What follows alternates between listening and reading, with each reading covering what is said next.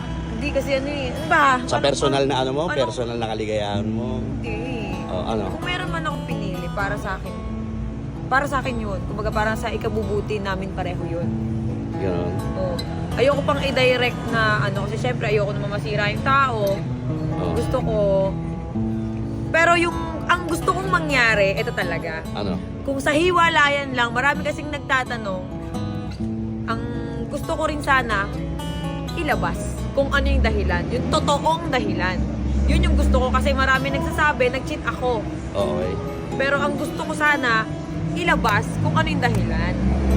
Pero kung sa mga hindi nakakaalam, ano ba si Cherry White sa totoong buhay? Kasi syempre, tayo bilang vlogger, Oo. nahuhusgahan tayo sa Oo, camera pero agad. hindi ko kasi pwedeng iangat yung sarili ko eh. Tama.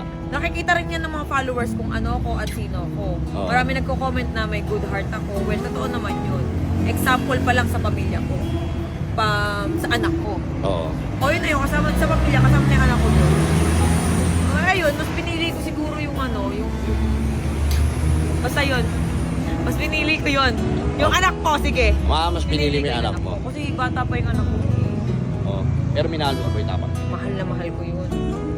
Nakita mo naman siguro kung paano ako nakipaglaban sa social media, di ba? Grabe. Hindi, nakita mo naman kung paano ko nilaban noon. Okay. Di ba?